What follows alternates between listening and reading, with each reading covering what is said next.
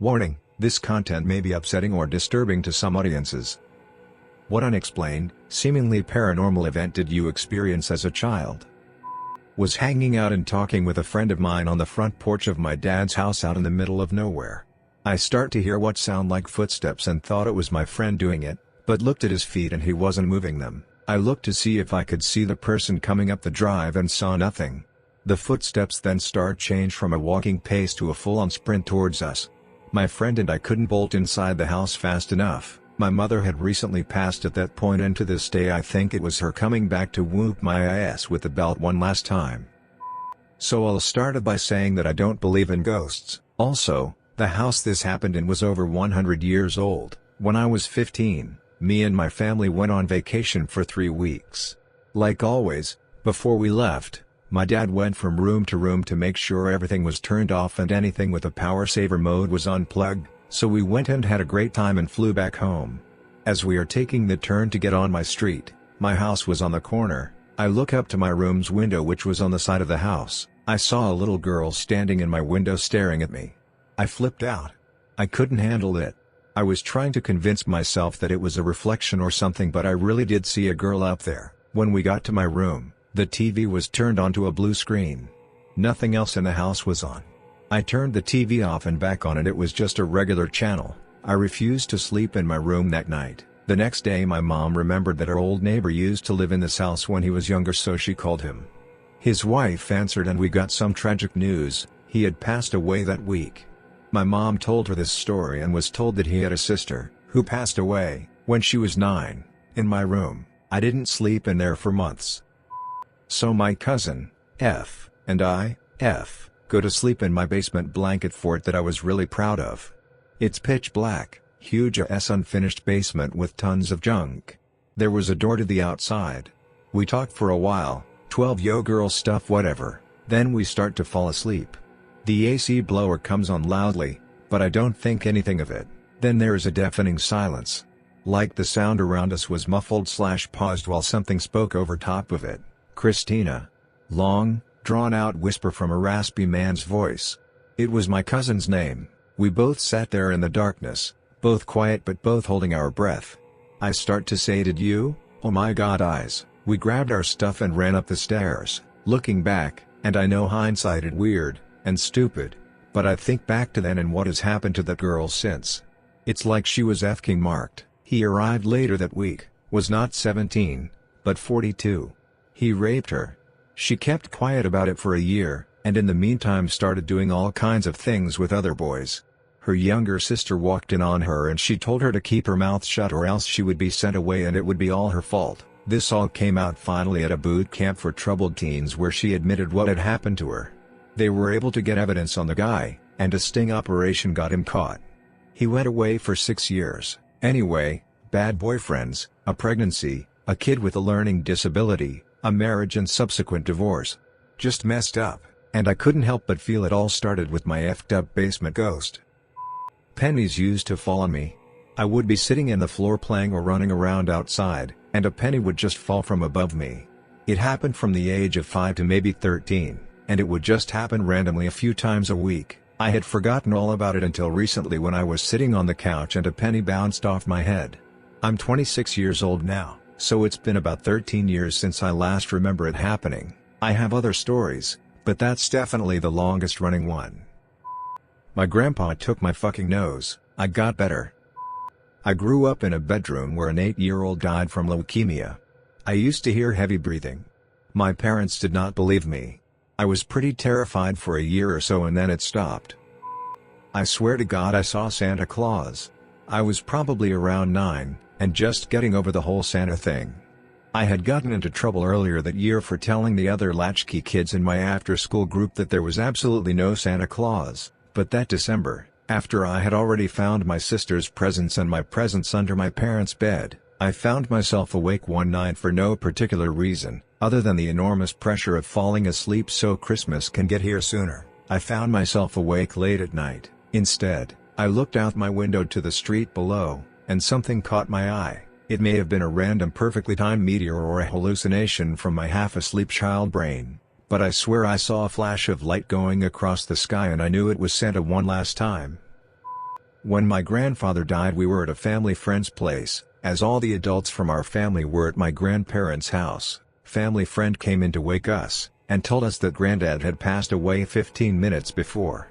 It was 1:30. I know it was just a weird coincidence, but gave me a bit of peace at the time. I was in a really serious car crash and had to be mercy flighted to the hospital for head trauma. I never, ever wore my seatbelt because of the way it cut into my neck while sitting in the front seat. I argued with myself and eventually bargained that I would wear the lap belt, but tucked the shoulder strap behind me because of the neck thing. We were traveling 55 miles per hour when someone came to a sudden stop. My mom smashed into them and my head smashed into the dashboard. Nothing terribly exciting, but I had an imaginary friend that little me absolutely loved, and I think they loved me too.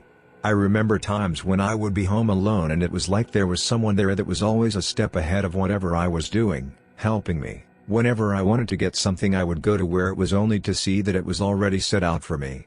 Just little things like that. When I was about 7ish, my mom and my dad had an argument that ended with my mom throwing me and my two brothers into the car and drove to a motel. We get settled in and go to sleep. For some reason my body just decided to wake up in the middle of the night, and at the foot of the bed was this silhouette of a person. At first I thought it was my dad, but as I looked a little longer and my eyes adjusted to the dark, I could tell it didn't look anything like my dad. It was very, very tall, and skinny, and looked to have on some sort of hood over its head. I couldn't breathe, talk, or move. I just laid there, staring at this figure. I then took the covers and pulled way up over my head, hoping he would think the bed was just a little fatter on one side than the other. I waited like that for what felt like 2 hours until I fell asleep. But my parents got divorced. I can't recall my exact age at the time. Somewhere around 8 to 10 years old. I was so sick and tired of having no free will in my dreams as I slept at night.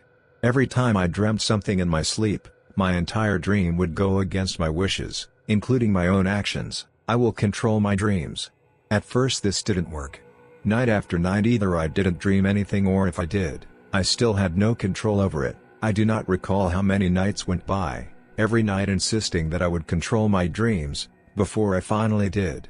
One night while I was sleeping, I found myself still wearing my pajamas and I was on the platform of a subway. I had free will. I knew it and I could feel it. Then I stopped and looked around at my surroundings. I've been in many subway stations in the city, but this was one I was not familiar with. It was the last stop of the train.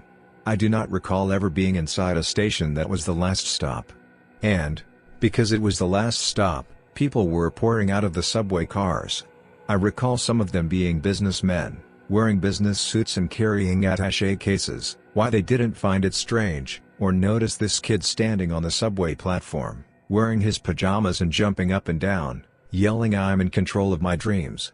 You'd think that one of them would look my way to stare at me, but it was as if they couldn't see or hear me. I can't recall how the dream ended. That's about all I remember about it. But fast forward several years later. We moved to a new neighborhood a couple miles away.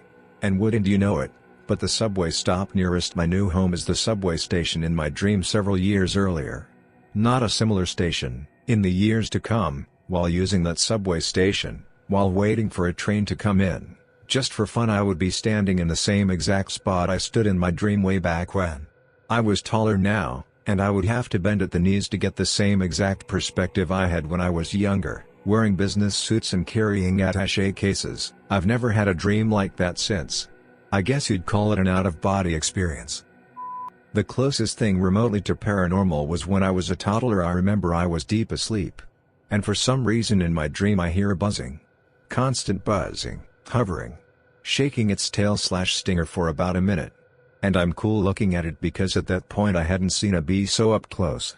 For whatever reason my parents opened the door and asked if everything was okay, and at that exact moment the bee flew away. It was definitely odd. When I was about 12, I stayed over at my friend's house and slept in his finished basement.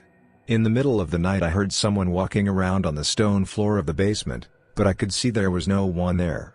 After a minute or so the footsteps stopped. When I told him about it the next day, he informed me that the previous owners had died in the basement as the result of a murder-suicide.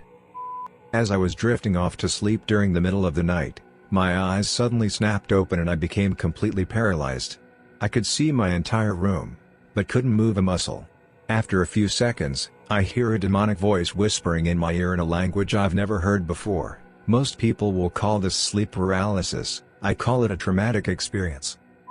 My father got old grandfather clock someone was planning to get rid of, then strange occurrences happened. My mother claimed she felt a ghost touching her shoulder, my father claiming he heard someone shouting his name, seeing a teddy bear rising at the end of my bed to lunge at me. As soon as we got rid of it, everything was normal.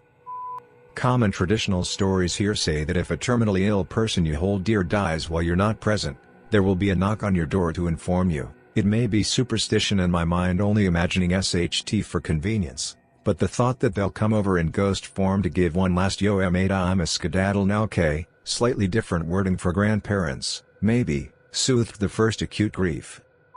While asleep in bed one night I could hear heavy guttural breathing outside my window. My window is several meters off the ground. The breathing went on for a few minutes, then stopped. It happened the following 2 nights then never again. I also live on a farm with my nearest neighbor over 3 kilometers away. When I was younger I used to see disembodied parts all the time, like a set of legs in the hallway and a floating head by the road. When I got older I joined a ghost hunting team as their clairvoyant for a while. I heard and saw tons of weird stuff doing that. I also learned how terrible OG boards are doing that job. Then when I quit the clairvoyant job and moved into an old house I would see and hear things like from the job. I'd tried talking to whatever was in the house on several occasions before I realized that whatever it was hostile. Only time I ever regretted the clairvoyance thing, the only not weird/scary supernatural thing I've seen was the lady who told me about my clairvoyance abilities.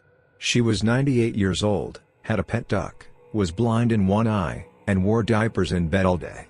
She told me to dump my boyfriend at the time and that I had spiritual vision. I paid her $20 and hugged her duck. My dad and I were hunting in the mountains north of Idaho City. It was about twilight and we were hiking back to the car.